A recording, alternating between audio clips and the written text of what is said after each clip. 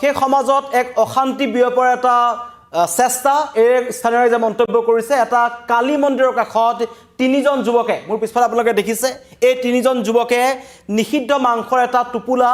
নিখাৰ ভাগত পেলাই থৈ যাবলৈ চেষ্টা কৰিছিল স্থানীয় ৰাইজে যেতিয়া তেওঁলোকক খেদাখেদি কৰে তেওঁলোকে পলাই যাবলৈ সক্ষম হয় পৰৱৰ্তী সময়ত কিন্তু স্থানীয় ৰাইজৰ দাবীৰ ফলত আৰক্ষীয়ে তেওঁলোকক আটক কৰিবলৈ সক্ষম হৈছে গোৱালপাৰাত এই ঘটনা সংঘটিত হৈছে ইয়াৰ আগতেও ধুবুৰীত এনেকুৱা ধৰণৰ ঘটনা সংঘটিত হৈছিল দুৰ্গা পূজাৰ আগে আগে ধুবুৰীৰ কেইবাটাও মন্দিৰত হনুমান মন্দিৰ কালী মন্দিৰ এনেকুৱা মন্দিৰসমূহত নিষিদ্ধ মাংস পেলাই থৈ গৈছিল কটা গৰুৰ কটা মূৰ পেলাই থৈ গৈছিল যাতে সমাজৰ সেই পৰিৱেশ বিনষ্ট হ'ব পাৰে এক অশান্তিৰ সৃষ্টি হ'ব পাৰে আৰু তেনেকুৱা এক অশান্তি সৃষ্টি কৰিবৰ কাৰণে এবাৰ গোৱালপাৰাক টাৰ্গেট কৰা হৈছিল ইয়াৰ পূৰ্বে লখিমপুৰত এনেকুৱা ধৰণৰ ঘটনা সংঘটিত হৈছিল অনুৰূপ ঘটনা সংঘটিত হৈছিল নগাঁৱত হিন্দু বসতিপূৰ্ণ কিছুমান অঞ্চলত আহি তাত থকা নামঘৰ মন্দিৰত জানি বুজি একাংশই নিষিদ্ধ মাংস পেলাই থৈ যাবলৈ চেষ্টা কৰিছে আৰু এইবাৰ এনেকুৱা ধৰণৰ কাম কৰি আটক হৈছে ৰফিকুল দেৱান জেলাল আলী আৰু ৰফিকুল এই তিনিটা হৈছে চৰ অঞ্চলৰ পৰা তিনিটা দুৰ্বৃত্ত এখন ই ৰিক্সাত নিখাৰ ভাগত গোৱালপাৰাৰ যি পাহাৰতলী অঞ্চল আছে সেই পাহাৰতলীৰ এটা কালী মন্দিৰৰ কাষত নিষিদ্ধ মাংস পেলাই থৈ যায় আৰু স্থানীয় ৰাইজে তেখেতলোকক প্ৰত্যক্ষ কৰে যেতিয়া ৰাইজে তেখেতলোকক ৰখিবলৈ কয় তেওঁলোকে পলায়নৰ চেষ্টা কৰে দুজনে নদীত জাপ দি পলায়ন কৰিবলৈ চেষ্টা কৰে আৰু এজনে ই ৰিক্সা লৈ পলাই যায় কিন্তু তাৰ পাছতে সমগ্ৰ অঞ্চলটোত এক উত্তপ্ত পৰিস্থিতিৰ সৃষ্টি হয় আৰু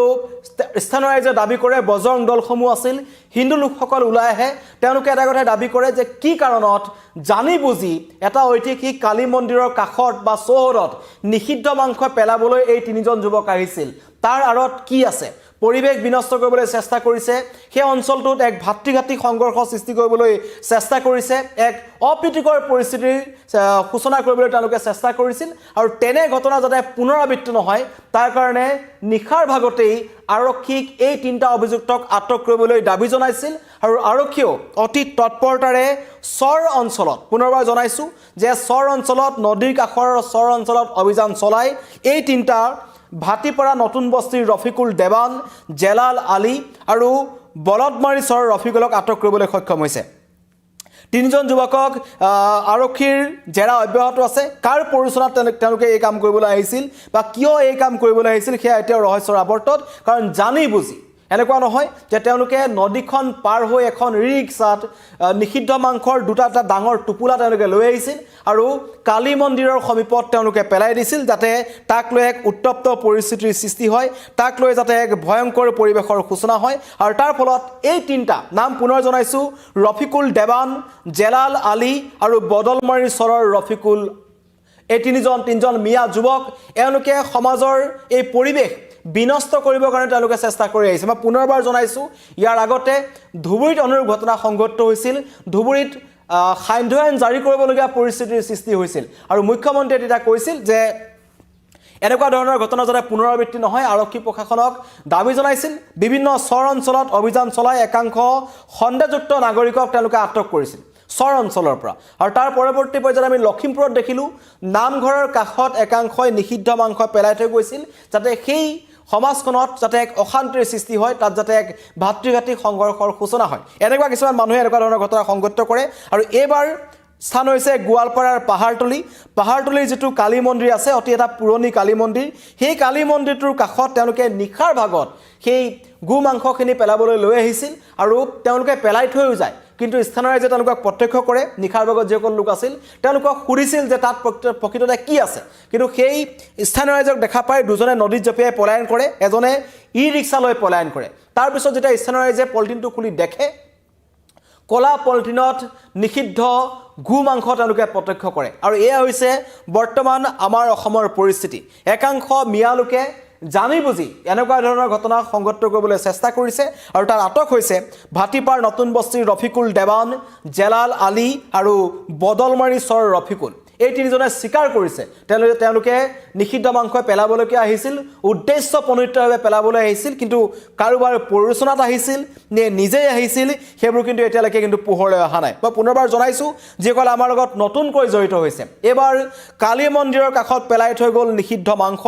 মাংস কঢ়িয়াই অনা তিনিজন যুৱকে পলায়ন কৰিছিল আৰু স্থানীয় ৰাইজৰ দাবীত নিশাই এটা চৰ অঞ্চলৰ পৰা অভিযান চলাই এই তিনিটা অভিযুক্তক আটক কৰিবলৈ সক্ষম হৈছে। আমাৰ ওচৰত স্থানীয় ৰাইজৰ মন্তব্য আহিছে, মই শুনাই ল'ব বিচাৰিছোঁ।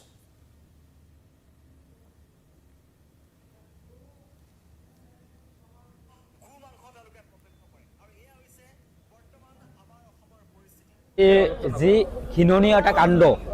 আজি গোৱালপাৰাক অশান্ত কৰাৰ যি প্লেনিং, এই প্লেনিঙক আমি আজি যি সনাতনী সমাজে আমি ধিক্কাৰ জনাইছোঁ।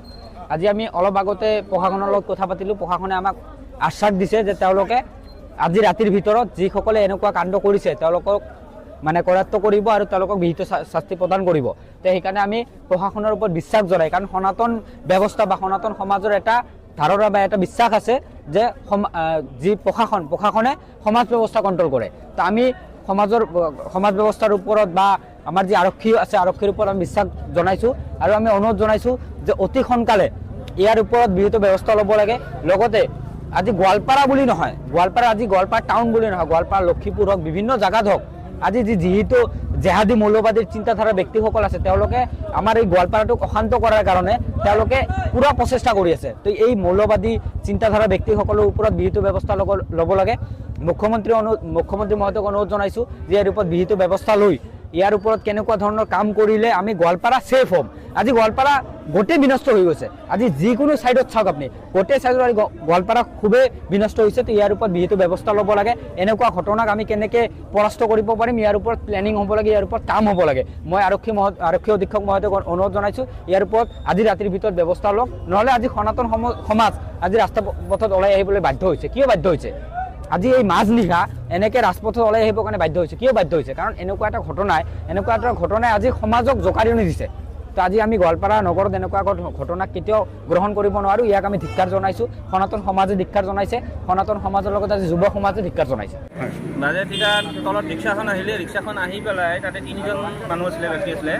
তো সিহঁতে এখন বেগ মানে ৰিক্সাৰ পৰা সন্মুখত কালী মন্দিৰ আছিলে। তো বেগখন সিহঁতে ৰাস্তাত পেলাব খুজিছে। ওচৰৰে মহিলাজনী তেখেতে সুধিলে যে কি পেলাইছে, পিছত একো নকোৱাকৈ সিহঁতে গুচি যোৱাৰ পিছত আমাৰ ওচৰতে সৰু দুটা ভাইটি আছে ভিতৰত আহিব। তো সিহঁতে কি ক'লে, স্কুটি লৈ গৈ ৰিক্সাত যি তিনিজন ব্যক্তি আছিলে সিহঁতক ধৰি লৈ আহিলে। আনাৰ পিছত সিহঁতে প্ৰথম অৱস্থাত একো নক'ল, ক'লে যে ছাগলীটো কি আছে আমি পেলাব আহিছিলোঁ। আমি সুধিলোঁ যে আপোনালোকে এই মানুহ এৰিয়া মন্দিৰৰ আগত কিয় পেলাব আহিছে?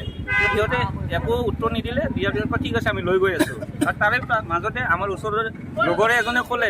খুলি দেখা কি আছে। সিহঁতে প্ৰথমতে দেখাব খোজা নাথাকিলে পিছত অলপ জোৰ কৰাতে খুলি দেখালে। পিছত তাতে তাৰমানে আপোনাৰ ছাল আছিলে আৰু ভৰি আছিলে এনেকৈ। পিছত যেতিয়া কোনোবাই অলপ সন্দেহ হোৱাত গালি দিয়াৰ পিছত ব্যক্তি দুজনে কৰিলে কি, দুজনে তাৰে ভিতৰত সিহঁতে নদীৰ ফালে জাপ মাৰি পলালে। আৰু যোনজন ৰিক্সাত আছিলে সেই ৰিক্সাত বহাজন সি গুচি গ'ল। সি গুচি যোৱাৰ পিছত আমি ফ'ল' কৰিলোঁ, কিন্তু যিহেতু আমি খোজকাঢ়ি মানে দৌৰি ধৰিব নোৱাৰাৰ পিছত বেলেগে ৰিক্সাৰ নাম্বাৰ আৰু ৰিক্সাখনৰ মানে কালাৰটো এইটো কালেক্ট কৰিছে, সেইটো এভিডেঞ্চ হিচাপে দিয়া হৈছে আৰু সেইখিনিয়ে। দুষ্কৃতিকাৰী এনে সংঘাত লগাৰ কাৰণে এইটো কাম কৰিছে। মোৰ আইডিয়া আৰু মানে ধৰ আমাৰ ইয়াতে যে গোৱালপাৰাত যে আমাৰ যে হিন্দু মুছলিম নাই, এই ব্যক্তিজন বোলে নাজানে, এইটো ৰাজনীতি কৰিব নালাগে। আমাৰ ইমান ভাই ভাতিজা এটা সম্প্ৰীতি আমি বজাই ৰাখোঁ, কি ধুনীয়াকৈ আমি চলি আছোঁ। সময়তে এই ইলেকশ্যন সময় অহাৰ কাৰণে তেওঁলোকে এইটো মানে এটা কৰিছে, ষড়যন্ত্ৰ কৰা যেন লাগছে আৰু আমাৰ তেনেকুৱা যেন লাগছে আৰু কি ক'ব কি আৰক্ষী প্ৰশাসন আহিছে, কি ক'ব এখন আৰক্ষী প্ৰশাসন ইয়াৰ তদন্ত কৰক, উচিত শাস্তি দিব লাগে। এইটো হ'ব নালাগে। যিহেতু ইলেকশ্যন আহি আছে, মানে তেওঁলোকে হিন্দু মুছলিম এইবিলাক লগাৰ চেষ্টা কৰে, সেইটো হ'ব নালাগে। স্থানীয় ৰাইজৰ মন্তব্য শুনিলে, নিৰ্বাচনৰ আগে পৰিৱেশ বিনষ্ট কৰাৰ চেষ্টা কৰিছে এটা দুষ্ট চক্ৰই। সেই দুষ্ট চক্ৰটো কোন, গোৱালপাৰা আৰক্ষীয়ে বিচাৰিব। গোৱালপাৰা আৰক্ষীৰ জালত পৰিছে ইতিমধ্যে তিনিজন যুৱক। মই জনাইছোঁ, গোৱালপাৰাৰ ভাটিপাৰাৰ নতুন বস্তিৰ ৰফিকুল দেৱান, জেলাল আলী আৰু বদলমাৰী চৰ ৰফিকুল। চৰ অঞ্চলৰ পৰা আহিছিল, নদী পাৰ হৈ আহিছে আৰু আহি তেওঁলোকে কালী মন্দিৰটো টাৰ্গেট কৰিছে যাতে সেই কালী মন্দিৰৰ চৌহদৰ কাষতেই তেওঁলোকে নিষিদ্ধ মাংসখিনি পেলাব পাৰে যাক লৈ সেই অঞ্চলটোত এটা উত্তপ্ত পৰিস্থিতি চাঞ্চল্যকৰ পৰিস্থিতিৰ সৃষ্টি হয় যাতে তাত সংঘৰ্ষ হয় আৰু তেনেকুৱা কাৰণে এওঁলোকে এই কামটো কৰিছিল আৰু এতিয়া জেৰা তেওঁলোকক অব্যাহত ৰাখিছে এই ঘটনাৰ আঁৰত কোনোবা ৰাজনৈতিক দল জড়িত আছে নেকি কোনোবা ব্যক্তি বিশেষ জড়িত হৈ আছে নেকি সেই সকলো তদন্ত আৰক্ষীয়ে কৰি আছে তিনিজন যুৱক নিশাই আৰক্ষীয়ে তেওঁলোকক আটক কৰিলে কাৰণ স্থানীয় ৰাইজে যেতিয়া প্ৰথমতেই সেই টোপোলাটো খুলি চাই তাৰ ভিতৰত দেখে যে নিষিদ্ধ গোমাংস আছে আৰু কালী মন্দিৰৰ কাষত তেওঁলোকে পেলাই থৈ গৈছিল আৰু কি উদ্দেশ্যভাৱে পেলাই থৈ গৈছিল সেয়া সহজে অনুমান কৰিব পাৰিছে যাতে সমাজৰ পৰিৱেশটো বেয়া হয় বিনষ্ট হয় এটা সংঘৰ্ষৰ সূচনা হয় সেইকাৰণে তেওঁলোকে এই কাম কৰিছিল আৰক্ষীয়ে সন্দেহ কৰিছে এই তিনিজন যুৱক আৰু এই তিনিজন যুৱক আহিছিল বদলমাৰী চৰৰ পৰা নিশাৰ ভাগত আহিছিল আহি গোৱালপাৰাৰ পাহাৰতলিৰ কালী মন্দিৰটো তেওঁলোকে টাৰ্গেট কৰি লৈছিল নিষিদ্ধ গোমাংস পেলাবলৈ ধন্যবাদ